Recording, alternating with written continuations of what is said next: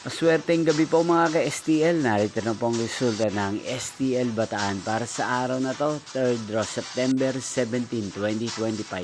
Araw ng Miyerkules. Nawa yung mga natayain po mga numero kanina ay manalo nawa ngayong gabing ito, 8 PM. Kaya kunin nyo na po ang inyong mga ticket. Narito na po ang resulta. Ang mga numerong nanalo sa STL Bataan ngayong gabing ito, September 17, 2025, 8 PM, 3rd draw result, 17 at 6 in exact order.